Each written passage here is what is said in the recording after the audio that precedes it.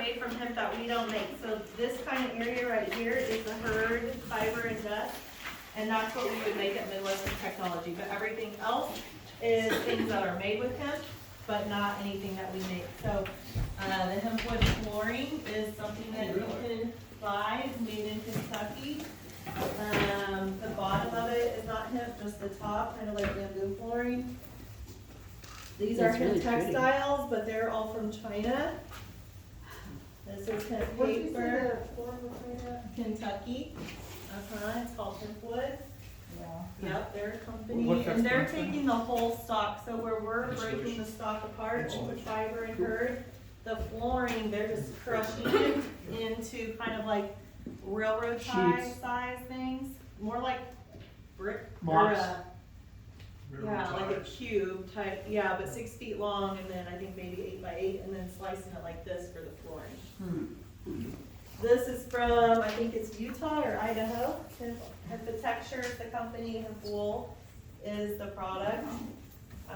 What's that And used what are they for? using it for? Insulation, yeah, I think it comes in, 18 inches thick, and then you can touch it and you can cut it without any special tools. Is it long fiber, made from long fiber? This is something we could make, what our material could make. So our material, because of the way it's mushed up, looking like,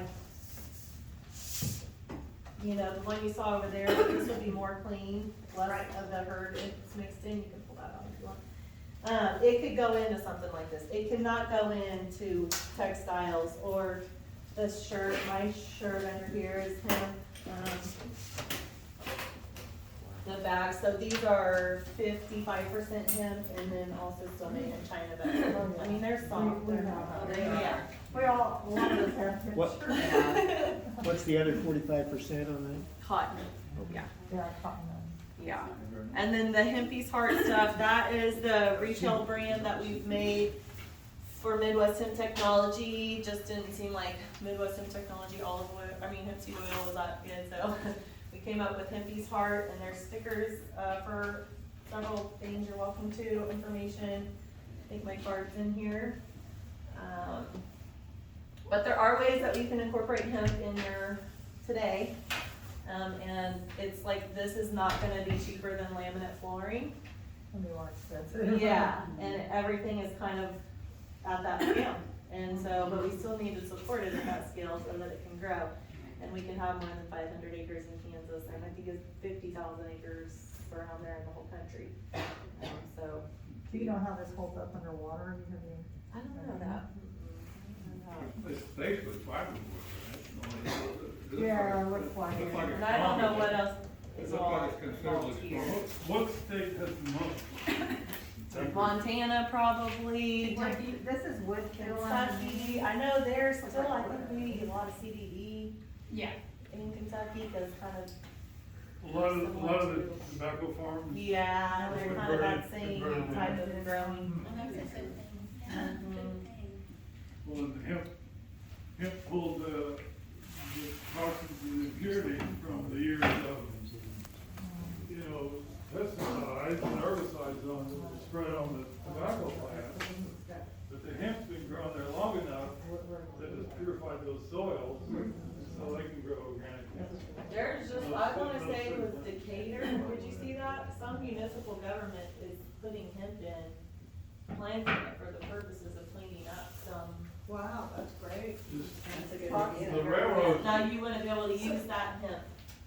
In Kansas. the railroad, No, I wanna say it was Decatur, but I could be wrong, but it was just, I saw within the past month.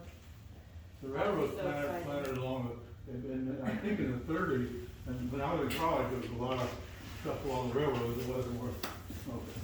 Yeah. We all had to try to find stuff. Got our headache. Yeah. I mean, now you still put up a sign, we still have a sign at Firefly that says there's no psychoactive effect. But really you can look at it. Please don't rob us. Yeah. That's exactly why we put that up. Yeah. Maybe some teenagers were gonna come in the Maybe middle of it's the not night and marijuana. clear cut us.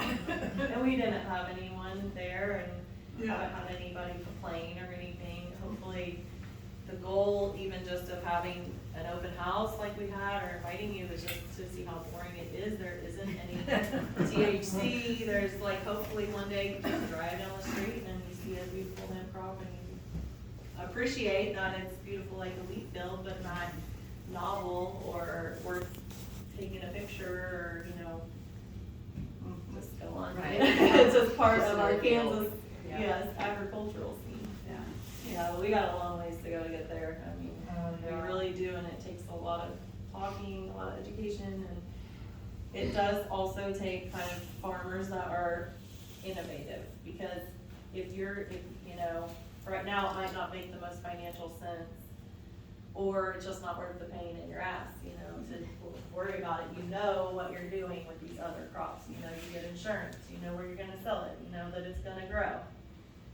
So talking someone into taking a risk and trying it out, that's Kristen, she's on the phone from New Jersey, and she has some family land in Rooks County, so we've been trying to figure out, if, you know, I think one day there'll be like custom crews probably dedicated to hemp, because it is kind of hard on your equipment. It's pretty, you know, the stalks are thick, and so, we found one custom crew, custom cutter in Pratt that says we would do the harvest, but that would maybe help open up some acres, but I'm not an equipment person, I'm not gonna, you know, be the custom cutter company, but we need all those innovators to come in at wherever their specialty and their expertise is, and see how hemp can fit for them too. And I mean that in everyday industry, like law and accounting, Yeah. but also in whatever normal agriculture you're involved with. So as a cash crop, how does this compare with wheat, soybean, milo? You know, if you're talking to a farmer and saying you're gonna get these revenues, how? What we have is this template that we've been giving prospective farmers, because it is, right now, mostly what we're doing is talking to people that are thinking about it. And the grant that we've had to participate and support the farmers we've been working with, we don't have anymore. So it has to make sense. So we have this template that has the link to the KDA, and it has a contract, the price that we pay per pound on the seed and on the bales, and the estimated yield. And we're trying to get to around $900 an acre on that. So traditional commodities are at an all-time high. I think that might be a little bit better, but also the seed cost is a little bit more expensive. So we don't know all your inputs as far as your costs of running your tractor, but on the yield and the price per pound, there's an estimate in that template document, along with the link to the KDA, a link to the contract, a link to the seed person. We're not gonna be distributing the seed or anything, but we are just trying to get discounted pricing for people that, this new West Genetics knows we're sending people their way, but they'll fill the order. So you have some land? I did. Did you just retire from the city? Yes. I was at your, the women in, Oh, yeah, congratulations. Yeah, Thank you. very interesting. You Yeah. guys know she is running the Wichita sewer, Was, so I retired. just retired though, but Yeah. running very important Yeah. part of our water system. Yeah. Nice to, Yeah, we had land in North Central Kansas, so parents. As Sierrans, we should probably know the cost is much greater with soybeans, corn, maize, Correct. and yeah. so forth, to water, the plant, the fertilizers that go into it, the infrastructure, because it's used for cattle feed. It makes the cattle sick, makes the people sick. Hemp, however, I think is on a path that does not occur. And that's why we have always supported hemp. And other countries have also. They never stopped growing it. So China, for example, I'd Yeah. like to say, is more liberal Yes. than the United States. Yeah, but they never quit growing. So, So, I get customers in the store fairly regularly, and they'll say things like, well, my family has some land somewhere this place, and we've always wondered, you know, how to start, and, but usually it's like 40 acres or 50 acres. And good what's- place to start. Yeah, I wouldn't really wanna start bigger than that. I mean, what do I especially tell- right now. So what do I you tell know. people like If you could. Call Sarah. Sign Sign up up my sheet. card, Stack yeah, cards. just take all those. Yeah, yeah. Some of them have Jennifer's name, but I'll sort through. And then Kansas Hemp Consortium, I think really is a good, that's where that planting guide is downloadable. That's where the videos are, and then, you know, my information is on there too, where they can just call I me. mean, I think I've sent a couple of people to South Bend, Yeah, just because I knew about them. mm-hmm. Yeah, and I mean, we're just getting online. This has taken quite a lot longer than we thought. Well, Everything yeah, does. believe me. Yeah, but the harvest